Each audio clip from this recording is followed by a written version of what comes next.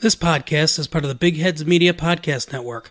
Go to bigheadsmedia.com for more great podcasts.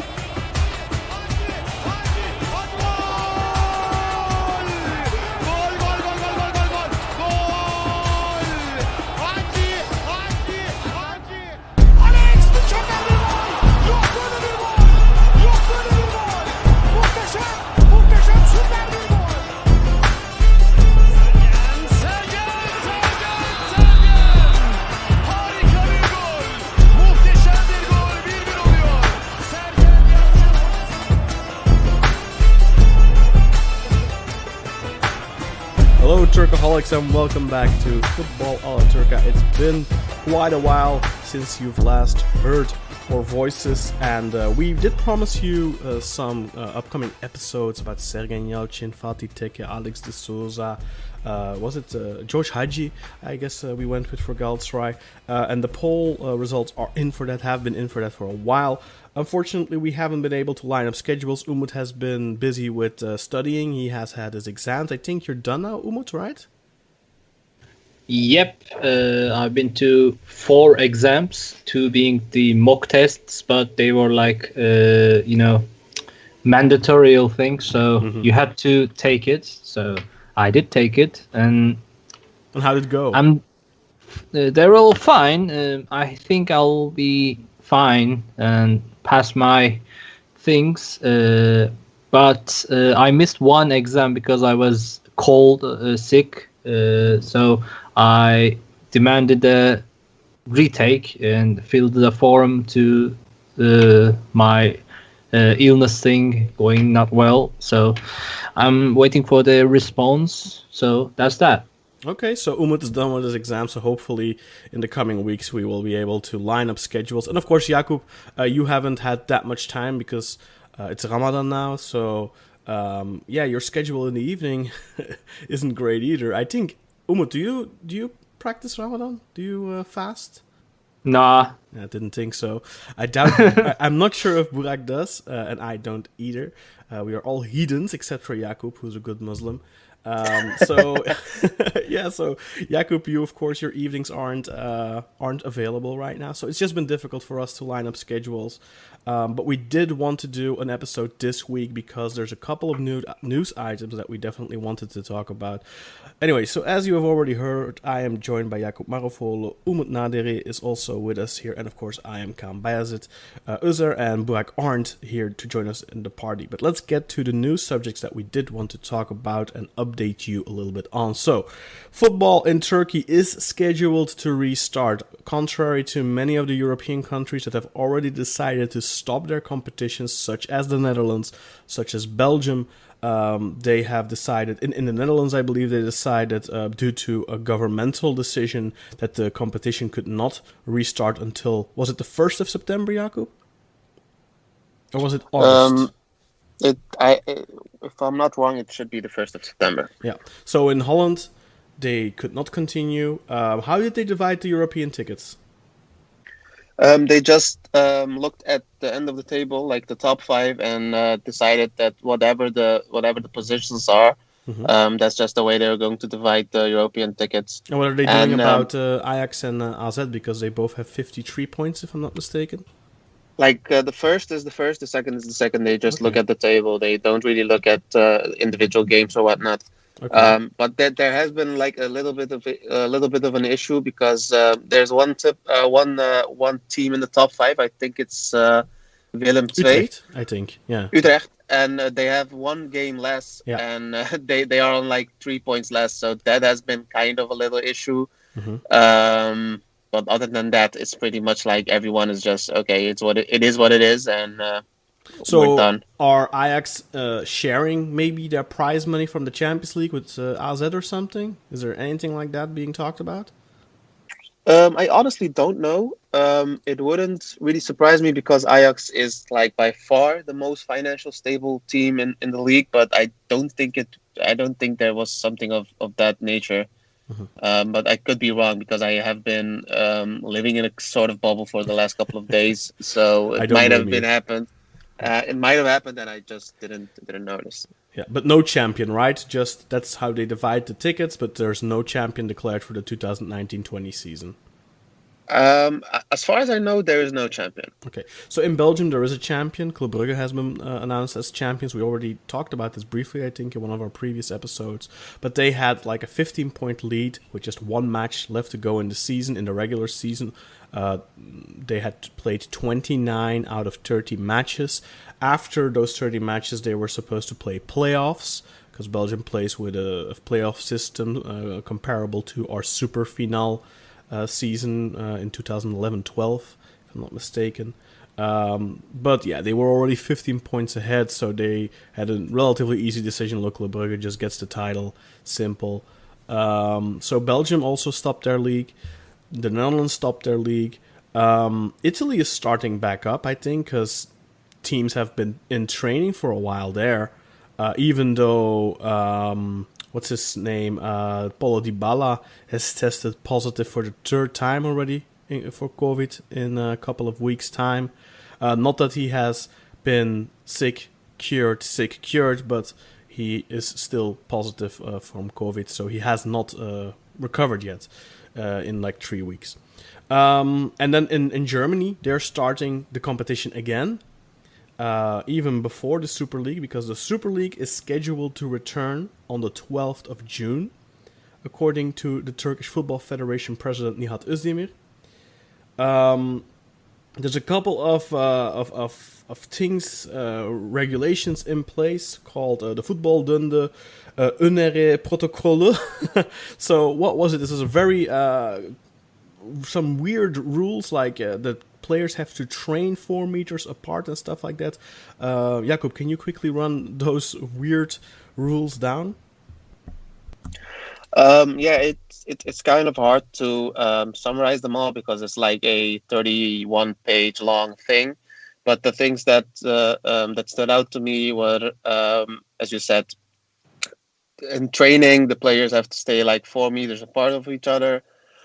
When they want to spit, they have to get to the sidelines and spit there. If there's a player that is tested positive, it's like 5 days later they test him again, and if he's negative, he can go back and play again.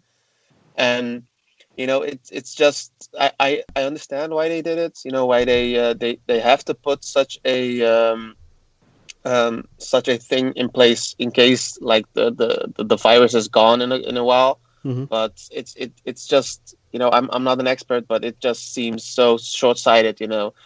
Stuff like if people get how are you going to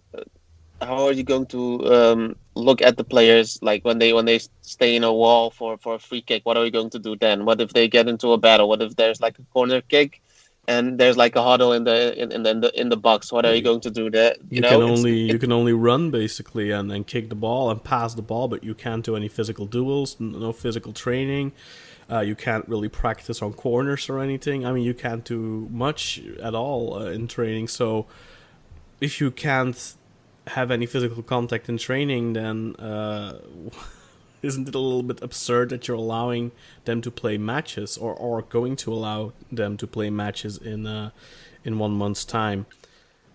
I mean, it's pretty much like when you're playing with your son. There's you get to your yard and you just pass it around like for 10 minutes, like from either side of the yard, and that's pretty much how everyone is training at the moment, and it's so unbelievable. Yeah. How do you guys feel about it? Of course, Galatasaray and Galatasaray and Trabzonspor fans, respectively. Pardon me, Jakub. It better won't happen again.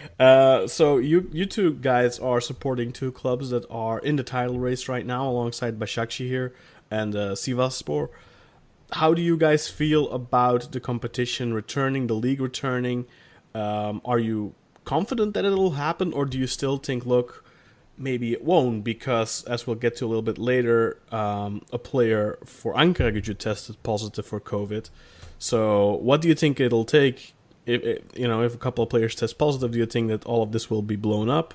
Umut, let's get your thoughts first. Are you happy about the league returning in a month's time? Well, I don't know about it because it's a really early decision to talk about, and it's still pandemic occurring in our land. So I don't know in what basis they gave the permission about, because it's still too early, and Turkey still has like too many sick people going around, and every day the president of the medical thing makes an announcement about how many people are sick for today and how many new illnesses spread and how many recoveries have been made. So I don't know about it. We're not even sure about what will happen next month, and they just gave a permission about to continue the league too early. But I don't know. I think this is a really crucial decision to make, and I don't think it's gonna benefit. But and if the league is started, I don't think anybody has the guts to go to the stadiums to to support their teams. Yeah, Nihat Özdemir even said that the last 4 matches of the league could perhaps already be played with supporters. So how many matches are left? 8, right? Yeah, about that. So 4 without fans then, and 4 with fans, if what Özdemir says comes to be. What does the curve look like in Turkey right now? For example, in Belgium now, the curve has consistently been going down. There's been less and less cases. Yeah. In Turkey, it's similar. Like the recoveries getting larger numbers and the sickness getting smaller numbers every now and then. So yeah, it's going lower and lower, but still we still have the disease, and we still have the disease even though we have the precautions going around. Like every weekend there's a lockdown in our country, and it's a really intense lockdown. I even can't see any vehicles going around in the E5, the biggest motorway in Istanbul. The Autobahn. Autobahn in Istanbul. So this shows how intense the lockdown is in Turkey, in Istanbul. So if we just get it away, like if we drop it, everything's gonna be screwed up, and we will go all the start at the beginning. The numbers are going higher and higher every day if we drop it. But so, do you feel uncomfortable about the foresight of the league restarting in a month's time? Yes, it will make it even more risky. But I don't know what will happen in the upcoming months. Even my student thing is, how can I say? It's not decisive. I don't know what to do. I have the permission to be overseas until 30th of May. And it will be ending in like 3 weeks from now on. And I don't know what to do, because if they don't, postpone the call up, I don't know what to do, because there's no flight going to UK from Turkey right now. And if it will be too expensive. And I don't know what to do. And they are now making the decisions without thinking about the consequences. So for you, would you say that football is kind of an afterthought for you right now? It's like one of the last thing on your mind, so to speak. Are you at all looking forward to watching Galatasaray play again, or is it more like right now, this is just not something? I hope to watch Galatasaray, but not in the pandemic crisis. You know. Yeah, I understand. And Jakub, same question for you. Are you looking forward to watching Trabzonspor play again? How do you feel about this situation in general? I mean, as a person that has been deprived of sports of any kind for like the last 2 months, I'm happy. The person in me says like I'm happy for for anything to watch right now. But on the other side, I've already been saying this for like a month that I just don't agree with trying to restart the league at any point, unless there's like a vaccine and we can be sure that no one can be can be infected by it.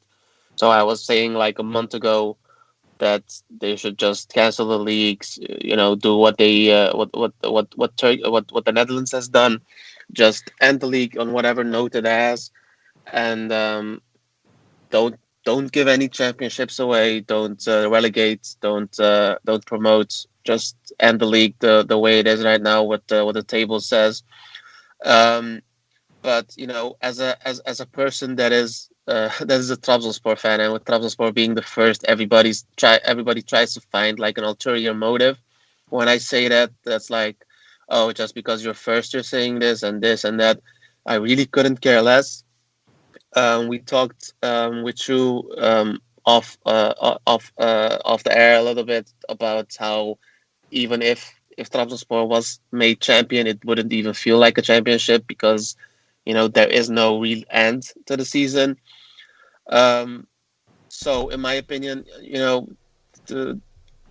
I'm kind of happy if the league starts. That the selfish person in me just wants to see any sports. Mm-hmm. But on the other side, I agree with what Umut said. I think that starting, having physical games in a pandemic with a virus that can spread so easily is just not a smart thing to do. And even though it isn't really a made decision, everything can change till till the end of May, till when the leagues are supposed to start. I think it's short-sighted if you see what they did in the Netherlands, what they did in France, and whatever. Yeah, France stopped the league too. That's a good point. I even forgot to mention them. So all in all, I think it's for selfish reasons. I'm kind of happy, but like if you look at the general picture, I think it's really absolutely dumb to try to restart the league. Yeah, and has there actually been any talk about the Turkish Cup? Because obviously that decides that last ticket to the Europa League. Has there been any talk about that? Because, of course, they're focusing right now on the league, but there's also the Turkish Cup left to be finished. One leg of the semi-final, if I'm not mistaken, and then the final. So, no mention on that. Do you guys think that if they finish the league, they'll also finish the cup, or do you think no, we're just gonna cancel the cup and give that last ticket to the fifth in the league? What do you think is gonna happen there? I think at this point that nobody really cares about the cup because everybody's just fixated on the league and whatever's going to happen. That people don't even think about the cup. I don't even think that the Turkish Football Federation is even thinking about the cup at all. What do you think, Umut? Will we also see a final in the cup, or is that just going to be brushed aside?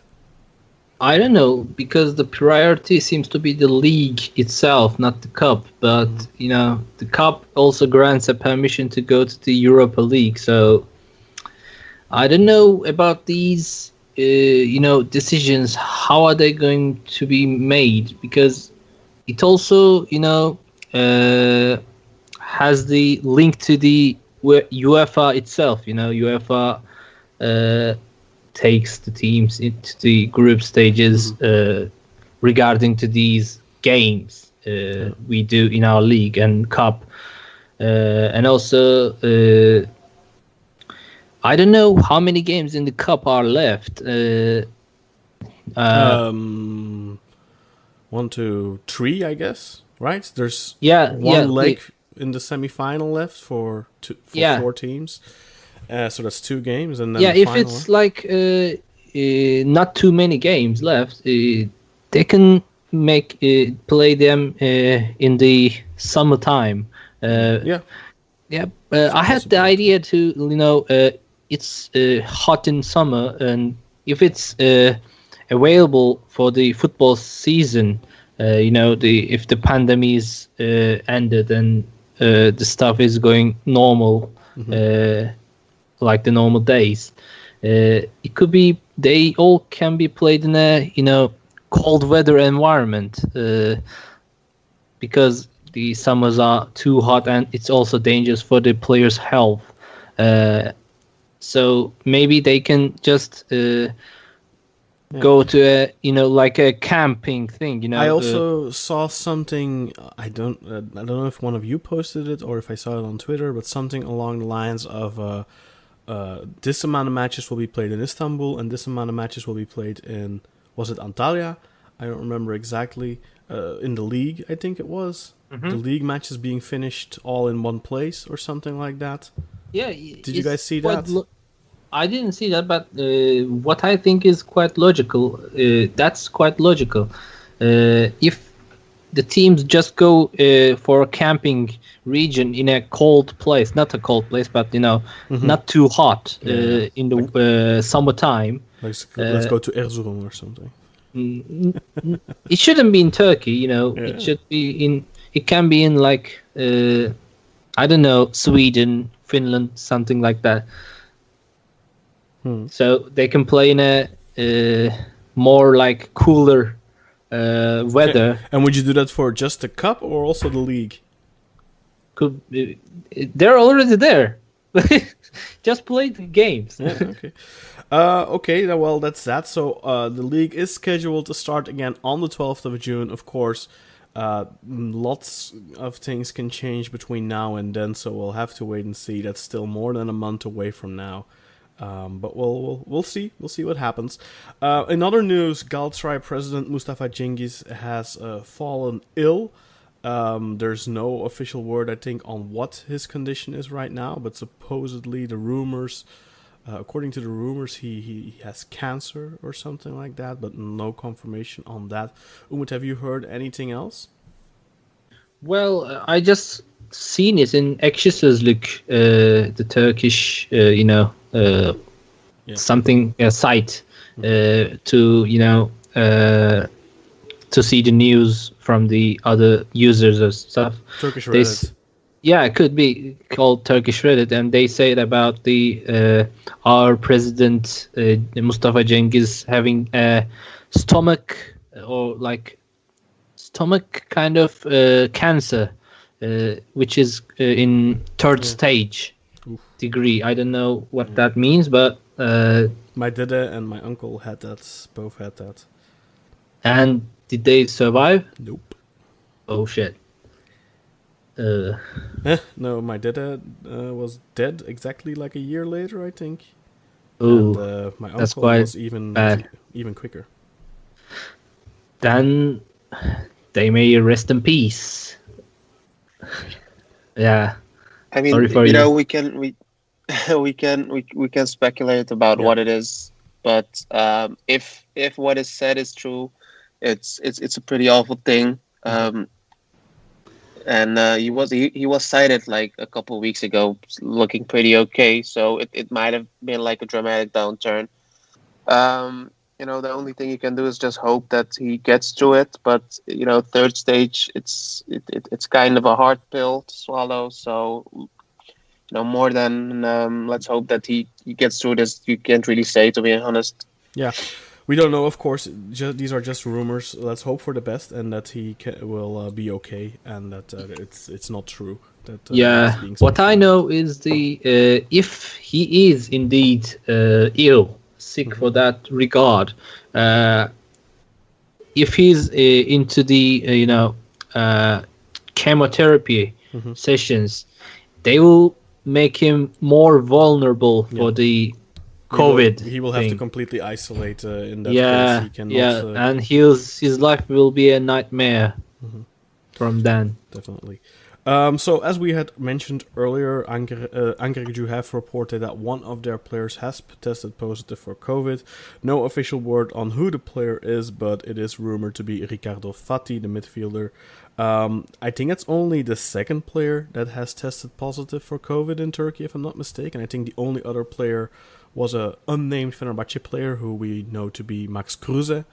I don't know. I don't think there's any other players that have tested positive. Do you guys know of any other players? Not heard anybody else, to be honest. No, so that's positive then, that we've only had limited cases, contrary to, for example, Italy, where they have had quite a few, one of which Paulo Dybala I had mentioned before.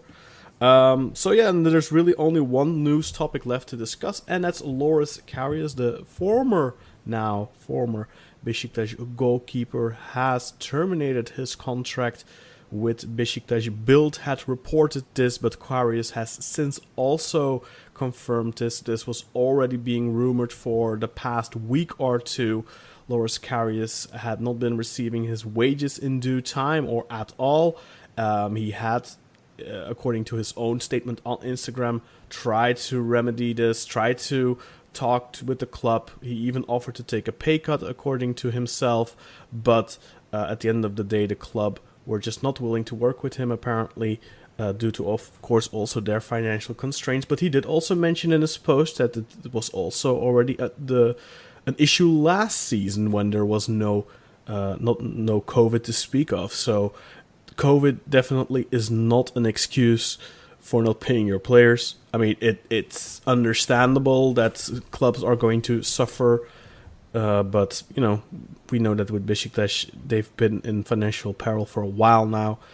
So yeah, Loris Karius will not be returning when the league returns, if the league returns on the 12th of June. That means Beşiktaş are down to their two youth goalkeepers, Utku Yuvakuran, who is 22 or 23 years old, and then Ersin Destanoğlu, who is 19 years old, and also the under-19 international goalkeeper for Turkey.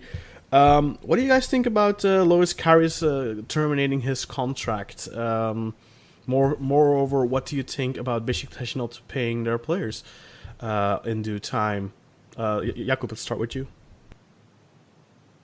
I mean, Turkish clubs and not paying, their players, their foreign players, not in time. It's just like a match made in heaven. It seems to happen like every year, like with every big team. You can never excuse it. We don't know if there were like predetermined like agreements between the player and the team that maybe because because of the coronavirus that they might pay the wages like a little bit later.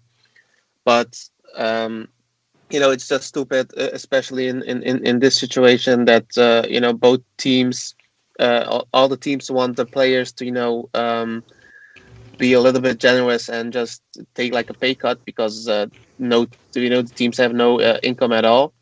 But on the other hand, you have to think like if you are a player that you would want to get paid, if you are promised to get paid on a certain date, that you want to get paid accordingly.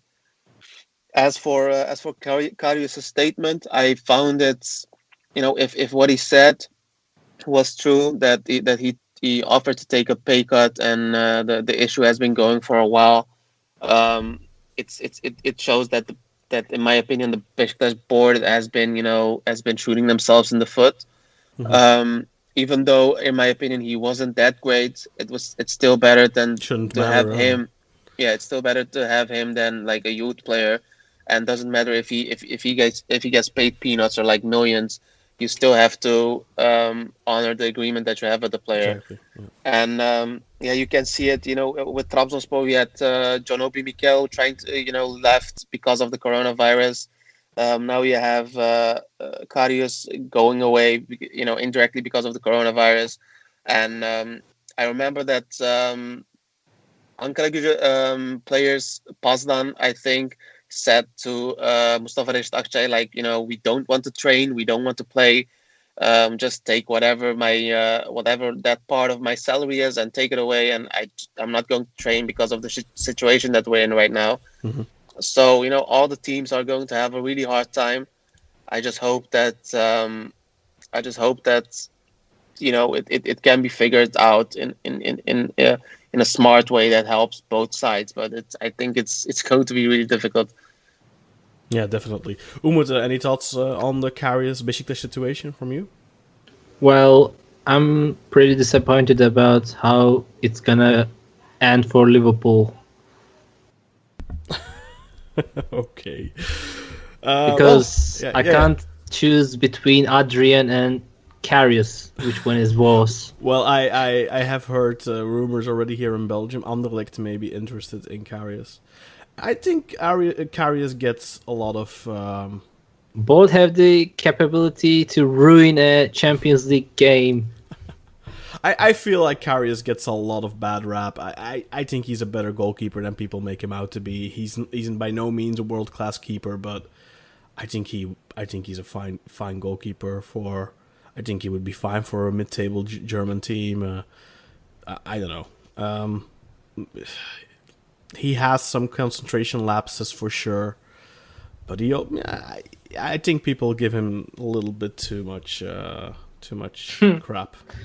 Yeah, I think he's he's been an easy target at Beşiktaş, because sometimes stuff just goes wrong at the back and the goalkeeper concedes, and then the first player people look to is always going to be the goalkeeper, whether he was at fault or not. And of course, sometimes he was at fault, but I also feel like he has had many goals where he really couldn't do much about them, and still people just blame him because it's Karius.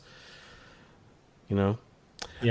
That's pretty much it, I think, for our news update. Thank you very much for listening, guys. Thank you very much for joining me for this, and hopefully we can bring some more content in the coming weeks. And for all of those of you who are fasting right now, bon appetit later today if you're listening to this early, and otherwise, of course, tomorrow evening. Anyway, guys, thank you very much, and thank you for listening. Bye-bye. All right.